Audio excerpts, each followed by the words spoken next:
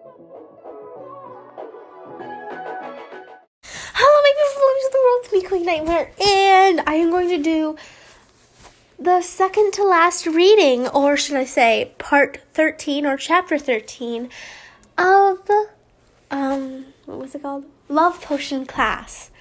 It might be really loud in the background because I have my cousins here for the weekend, and I'm staying at my grandma's. So she takes, she's like the god grandmother of like tons of children, and well, you might hear them in the background.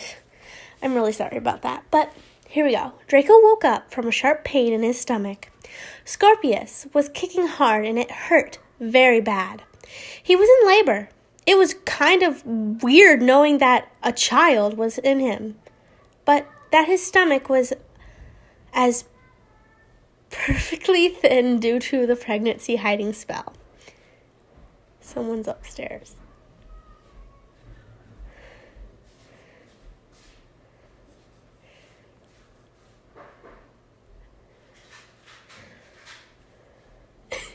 This is awkward. Harry shook Harry to wake him up, and the boy launched upright, looking around for whoever or whatever woke him up. When he saw his worried husband's face. Hi,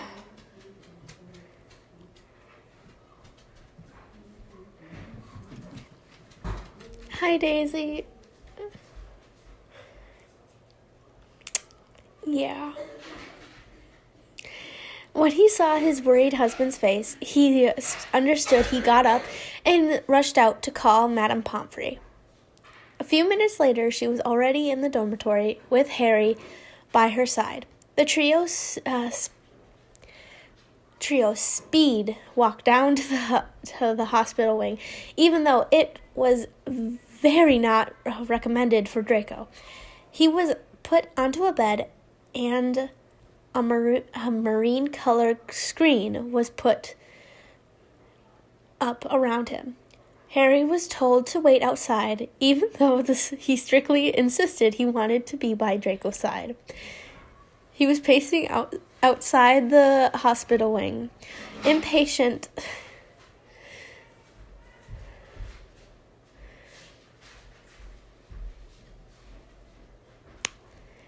and worried for his husband. Ron appeared at his side, and he was returning from breakfast, which Harry and Draco happened to skip. "Hey, mate, you all right? What's wrong?" Harry gave him a very worried look, and Ron understood. "Oh, mate, I'm sorry. You have to stand here and worry so much. Should I stay here with you?" Harry shrugged, trying to distract himself from all the horrible thoughts in his head. He just wanted to bust down the doors and enter. He wanted to be with Draco in this special moment. Ron put his hand on his friend's shoulder, calming him down. Then they heard the big bell chime, the start of lessons. "You go. I'll skip." What? I'm so scared. Wait, what? You go. Tell them I skipped and why, said Harry, giving Ron a reassuring pat on the back. The ginger nodded and rushed to class. 8 or 10 minutes later, the doors opened and Harry was allowed in. He rushed in and slowed down his pace when he reached Draco's bed. He was sitting upright, holding a small sleeping baby in his arms. He was wrapped in a soft baby towel of a creamy blue color. Draco's eyes were shining with happiness. There were wet tracks of tears on his cheeks. He was smiling and teared his eyes away from the perfect, beautiful boy, only that when Harry put his hand on his shoulder. "He's beautiful, Harry," he said quietly, stroking his son's chubby baby cheek with his gentle finger. Harry sat down on the edge of the bed next to Draco, looking down at his beautiful son. He was so tiny and innocent, so cute and gorgeous. He had a little bit of silky, shiny, platinum hair, just like Draco's. He had gorgeous, thick eyelashes and a pale skin shade. Harry had no words. He simply nodded and smiled and wrapped an arm around Draco, gently caressing his shoulder. "Babe, I'm proud of you. You did it at such a young age. And you are okay, thank God. I love you so much. Well, I couldn't do it without you. And I mean literally, like biologically, I couldn't have him without you. If you know what I mean," he chuckled, receiving an annoyed push on the shoulder. "Can I hold him?" "Yeah." Oh my gosh, my throat. Draco carefully handed his son to Harry, making sure not to drop him or wake him up. Harry took his gorgeous, beloved boy in his arms and couldn't believe it. He went from having nothing to having everything. He lost his family and any other relatives. He had very less love. But that torture was paid out by all he just gained. Now his life was complete. He was married. He married his soulmate. He was successful in life, and now he had a son. He had everything. It was then that Scorpius's face suddenly twitched, and he gave out 2 adorable little sneezes. Oh my gosh, they're so adorable when you see a newborn sneeze. I'm sorry, I'm fangirling. That woke him up, and he slowly opened his eyes. They were amazing. 2 gorgeous, shiny green emeralds were looking at Harry with slight confusion, as the little boy had only seen Draco before, but not Harry. The cute look on his face was like, "Who the hell is you?" Me. I relate to that. "Hey, Scorpy. Welcome to the world," Harry said sweetly, smiling down at the boy. Scorpius recognized his other dad's voice and relaxed in his arms. He reached up a weak arm to touch Harry's face and examining it. He only reached his chin and nose before his newborn arms got tired and fell back to his chest. "Oh, just born and tired already. I know how that feels, believe me," Harry chuckled, kissing the boy's forehead. "Hey, I'm tired too. I just had to bring this little guy into the world," Harry said, pouting as he was really utterly exhausted. "I never said you weren't." Harry bent down and kissed Draco, who smiled and laughed playfully. He then yawned and stretched his arms up, sliding down the back of the bed and back into the pillow. Harry smiled down at his exhausted husband, whose eyes fluttered shut, and began to fall asleep. He ran his fingers through the bleached blonde hair. Wait, he bleached his hair? That's not right. Boy. Huh? I'm confusion. I am confusion. Sorry. Soothing the boy to sleep. Madame Pomfrey walked in and said in her loud voice, "Harry, would you please escort yourself back to your dormitory with your child? I still need to run some diagnostics on Draco. Don't worry, I'll send him back soon." Harry nodded, kissed his now sleeping husband, and stood up, quietly walking out with the baby Scorpius in his arms. When he reached and entered the Gryffindor common room, nobody looked up to see who it was, as nobody really cared. That's when the portrait swung close a little too loud, and Scorpius started to cry. Oh, shoot, poor Scorpius. The sound of the crying child attracted attention. All eyes were on him. It was kind of awkward, as the whole room fell silent for a few seconds. Almost all the girls gasped, jumped from their seats, and rushed to Harry to look at the baby. It was kind of weird and uncomfortable, as the baby also seemed to be scared by all the unfamiliar faces staring back at him, smiling. One girl seemed to clam him down, but one of the boys came up and shouted at the girl that stepped hard on his foot. He started crying again. He reached for Harry as all the girls started awing and hushing. Scorpius was disturbed by the sound and started reaching for his daddy back. Harry kissed his son, excused himself, and left the boys' dormitory. And left for the boys' dormitories. Okay. He was, of course, followed by almost every boy in the house. He magicked a cozy...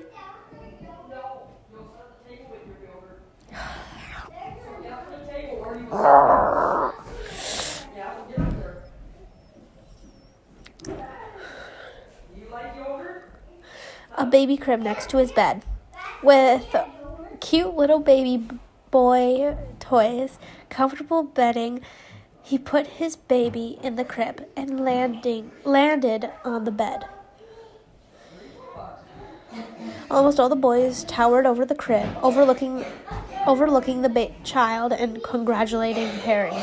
The newborn started getting scared without his daddy around him.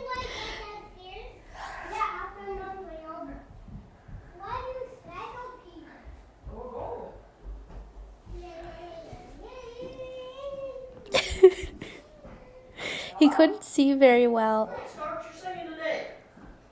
You didn't hardly cough all night. Don't get going on it again when you start coughing again. Hearing all the strange voices, he couldn't see very well yet, and all the smudges slightly scared him. When Draco was pregnant with Scorpius, he could hear voices that spoke around Draco. He felt when his father was around Harry, and felt that his father felt happy, comfortable, and loved around him.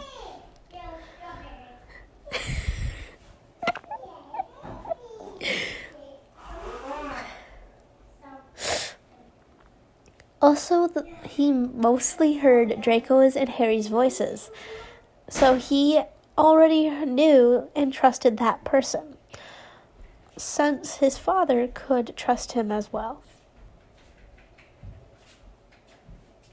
Hello? Are you talking to yourself? I'm reading. You're reading one of your videos? Yeah. Oh, sorry. It's okay.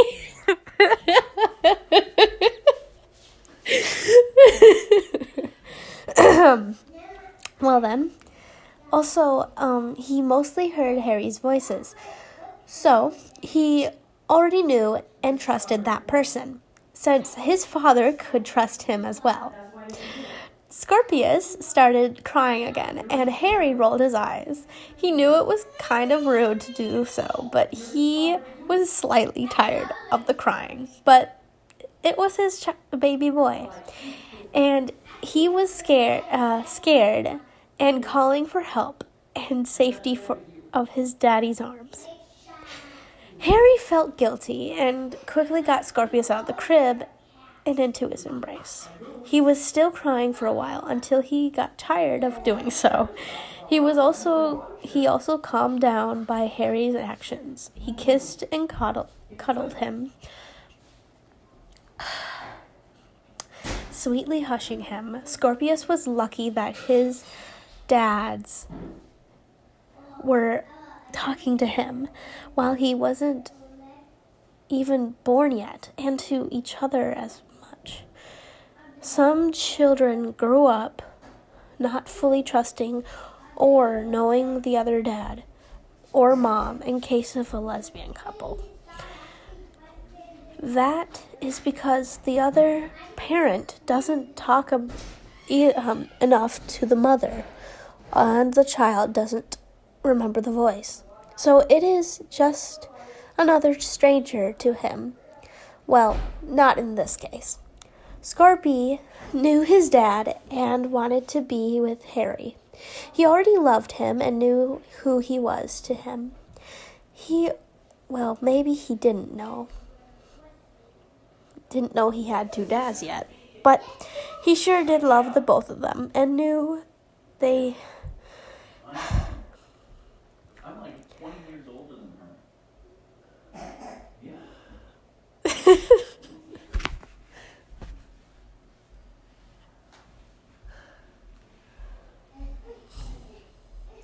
Okay. 3 were a family.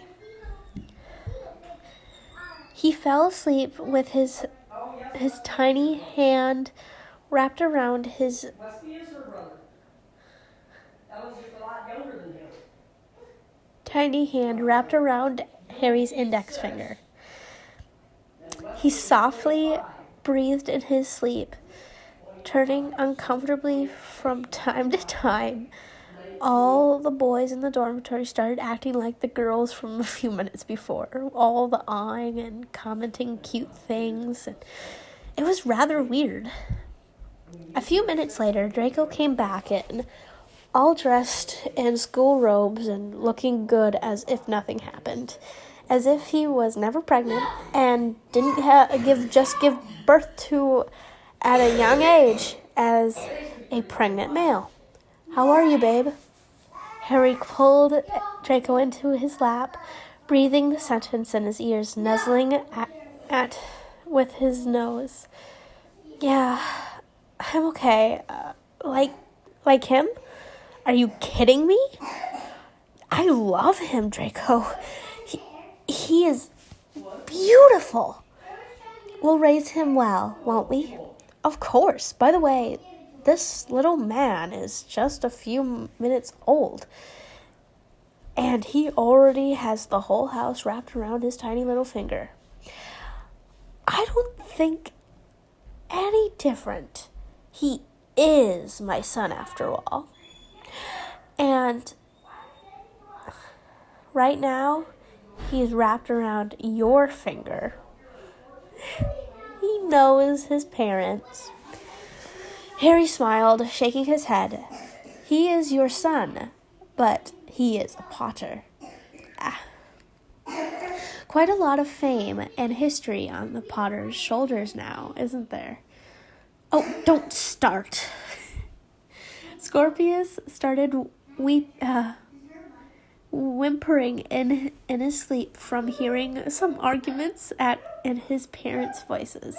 He let go of Harry's finger as his back arched, and he started a tantrum. The two tried to calm him down, but he wouldn't. That's when it hit them. The baby hasn't eaten since it was born, and Draco didn't eat since anything either. Draco drew out his wand and poured some more milk into the baby bottle. At first, Scorpius refused to take such strange object into his mouth. It had a different scent to his father's, so he kept pushing it away. Then Harry put drops of milk on his finger and dripped it into Scorpius's. "Excuse you!"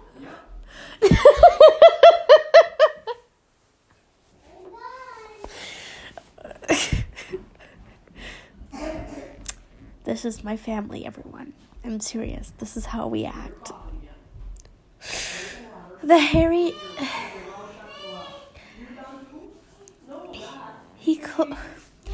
closed his eyes, enjoying the soothing taste of something so sweet and sweet. Something so sweet.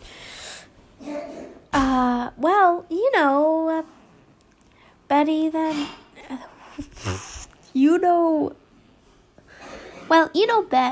Betty, than me, don't you? Bette? What? Than me, don't you? Draco smiled, his heart leaping of joy to see his own little baby child, his little boy, starting to explore the world little by little. The Dursleys didn't give me anything, so I mostly had to buy things myself. Even my own toothbrush. I had to find myself little jobs to get some pocket money, and I sometimes looked after little children. That lasted for about a year or two. Oh, I'm so sorry. Well, your skills will come in handy. Draco gave his husband a breathtaking kiss, which made the other boys make either disgusted laughing or love sounds.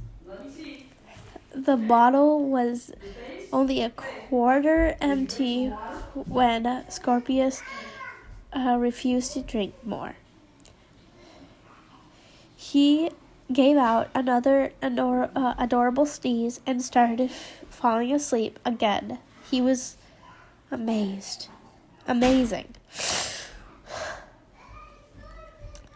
Harry let Draco put their son in the crib. He looked so warm and cozy in those fluffy baby blue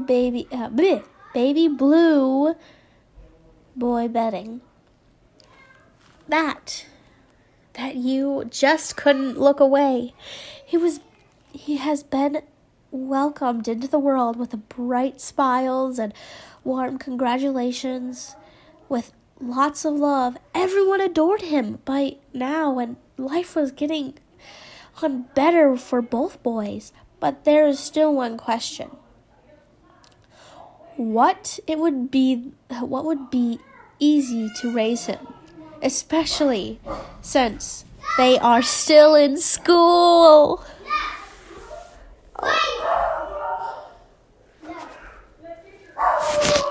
Oh my God. Ella? Daisy, stop. Come here. Let's take him out. Okay. Thank you guys for watching. That is the end of this chapter, chapter 13. I will do 14. Wild animal, stop it. Thank you.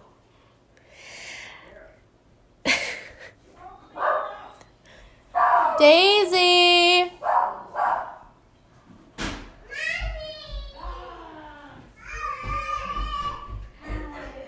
They're getting picked up now. It will be less chaotic now. Oh my gosh. Okay. Well, thank you guys for watching. I hope you really give me a thumbs up. Or if you haven't yet, subscribe, please. Put on that push notification so you're notified every time I post. Well, guys.